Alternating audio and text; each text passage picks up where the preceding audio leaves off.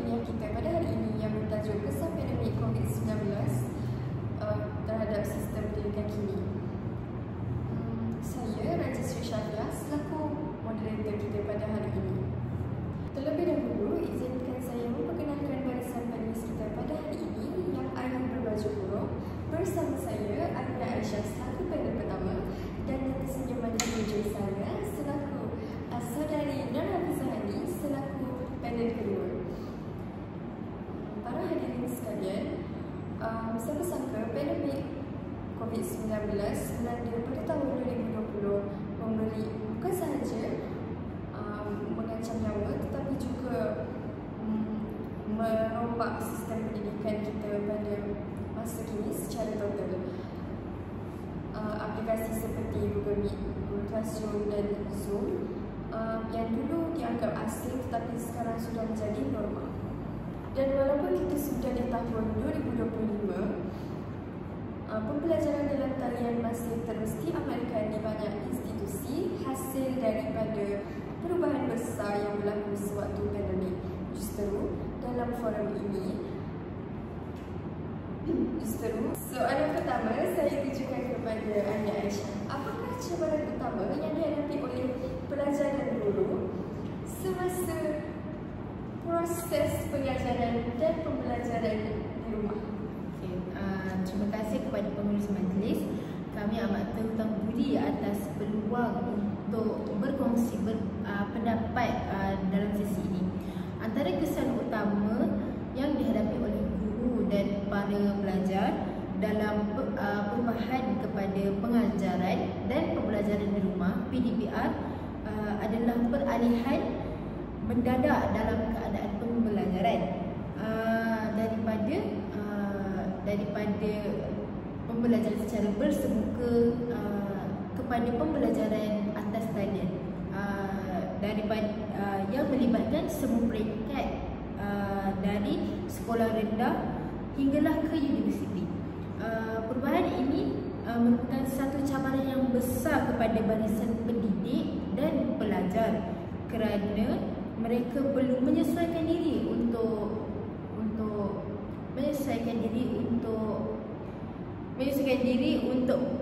menggunakan platform digital seperti Google Classroom, Google Meet, Zoom dan sebagainya.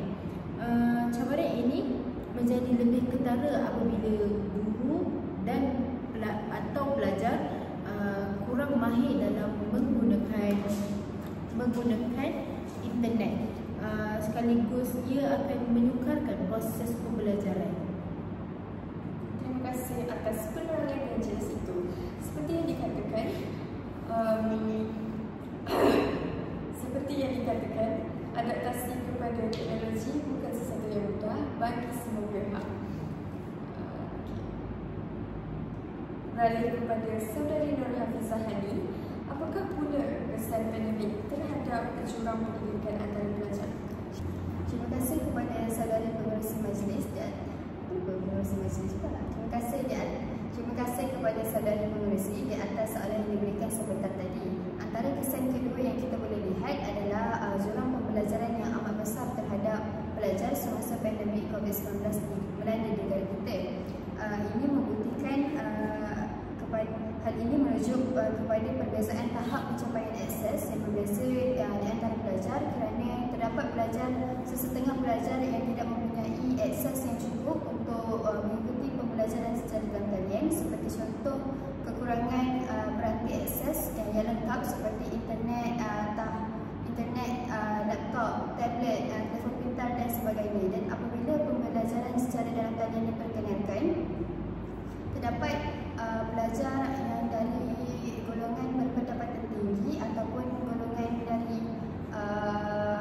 bandar tidak mengalami sebarang masalah untuk mengikuti pembelajaran secara dalam talian. Manakala pelajar dari golongan berpendapatan rendah maupun dari golongan pendalaman mengalami sedikit masalah untuk mengikuti pembelajaran secara dalam talian tersebut kerana mereka tidak mempunyai peranti akses yang lengkap untuk mengikuti pembelajaran secara dalam talian tersebut, dan hal ini akan menyebabkan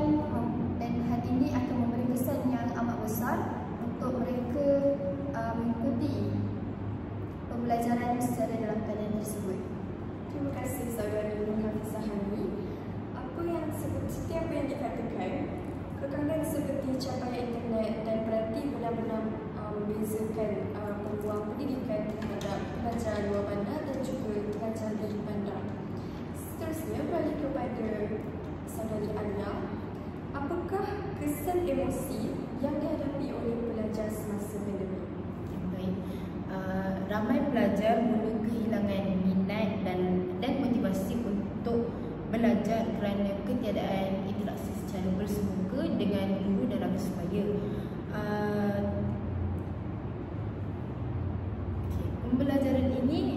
Pembelajaran secara maya juga perlukan tahap disiplin yang sangat tinggi serta serta keupayaan untuk belajar secara kendiri. Ini menjadi sesuatu cabaran yang sukar bagi sesetengah pelajar. Akibatnya ramai yang mengalami penurunan prestasi akademik, kurang fokus dalam kelas dan sukar untuk memahami sesuatu topik tanpa bimbingan secara langsung. Situasi ini jelas menunjukkan bahawa pandemik telah memberi kesan yang sangat besar terhadap semangat dan keberkesanan proses pembelajaran kepada pelajar. Terima kasih. Jelas sekali. Pandemik bukan sahaja menguji ketahanan akademik tetapi juga menguji kekuatan mental. Kesihatan mental saja. Nak ulang dari mana? Terima kasih.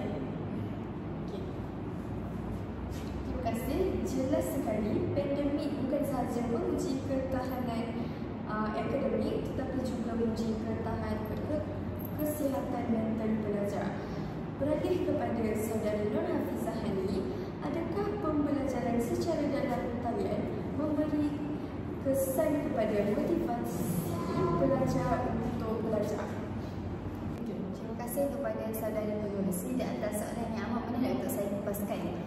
Menurut kajian Kementerian Kesihatan Malaysia, sebanyak 30% pelajar sekolah menengah telah dilaporkan mengalami masalah kesihatan mental seperti stres, kemurungan, rasa tekanan dan sebagainya. Ini menunjukkan bahawa rasa terasing dan tekanan belajar secara dalam talian memberi impak yang besar terhadap pelajar, tidak kira pelajar sekolah menengah maupun pelajar dari institusi pengajian tinggi.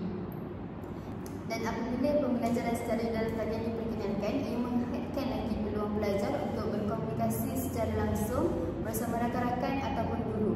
Dan akibatnya pelajar mengalami masalah seperti tidak mahir untuk berkomunikasi secara langsung bersama di tempat awam maupun bekerjasama di dalam satu kumpulan dan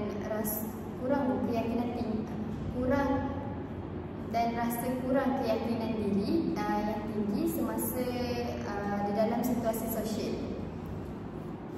Terima kasih. Kajian yang dikongsi tadi membuktikan bahawa kesejahteraan emosi pelajar perlu diberi perhatian serius walaupun pandemik telah berlalu. Seterusnya, beralih kepada saudari Alia Aisyah.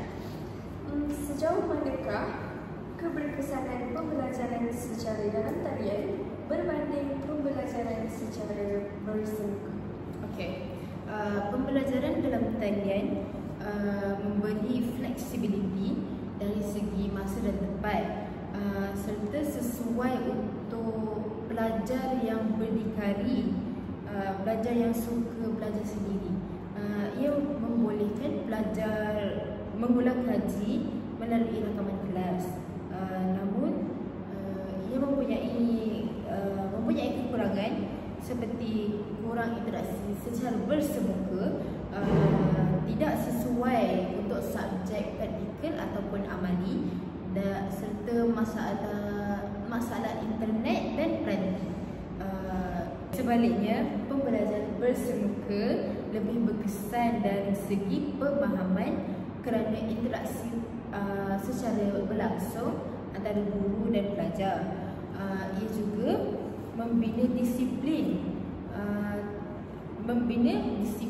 serta pelajar serta sesuai untuk membuat aktiviti praktikal dan ataupun amali, tetapi ia kurang fleksibel dan sukar dijalankan semasa kecemasan seperti pandemik. Kesimpulannya di sini, kedua-dua kaedah ada kelebihan dan kekurangan. Namun gabungan pembelajaran secara bersemuka dan pembelajaran dalam talian iaitu pembelajaran hybrid merupakan pilihan terbaik untuk masa depan. Terima kasih atas penjelasan yang jelas sebentar tadi. Akhir sekali, saya ingin ajukan soalan kepada saudara Nur Hafizah ini. Apakah kesan yang kita boleh lihat dari perubahan sistem pembelajaran masa kini? Terima kasih kepada saudari penerusi di atas soalan yang diberikan sebentar tadi. Seperti yang kita boleh lihat, banyak peperiksaan besar seperti SPM, Literature maupun PSR yang telah dimasukkan secara langsung ataupun ditangguhkan, yang sebelum ini menjadi penanda aras utama pencapaian seseorang pelajar tersebut. Keadaan ini memberi kesan besar terhadap pelajar, terutama dari segi motivasi, emosi ataupun arah tuju akademik seseorang pelajar tersebut. Dan hal ini menjadi lebih ketara apabila pelajar bandar ataupun luar bandar mengalami kemerosotan disiplin dari segi pembelajaran. Dan akibatnya, kebolehan pelajar untuk berkomunikasi ataupun bersaing di peringkat lebih tinggi, iaitu di peringkat universiti ataupun dalam peringkat pekerjaan akan menjadi terjejas akibat kekurangan penilaian berstruktur dan pengalaman. Terima kasih di atas penjelasan yang amat jelas sebentar tadi. Demikianlah perbincangan kita sebentar tadi yang telah menyentuh isu-isu penting berkaitan kesan pandemik terhadap sistem pendidikan negara. Apa yang jelas, pandemik COVID-19 telah membuka mata kita semua terhadap keperluan menambah baik sistem pendidikan, bukan sahaja dari segi teknologi, tetapi juga dari aspek sokongan emosi dan kesaksamaan peluang kepada semua pelajar. Saya ucapkan ribuan terima kasih kepada kedua-dua ahli ganda atas perkongsian yang sangat bermakna. Semoga segala input yang dibincangkan hari ini dapat dijadikan panduan ke arah pendidikan yang lebih inklusif dan bersedia menghadapi cabaran masa depan. Sebelum berakhirnya forum ini, terimalah serangkap pantun. Tuailah padi antara masak, esok jangan layu-layuan. Intailah kami antara nampak, esok jangan lindu-linduan. Sekian sahaja daripada Kak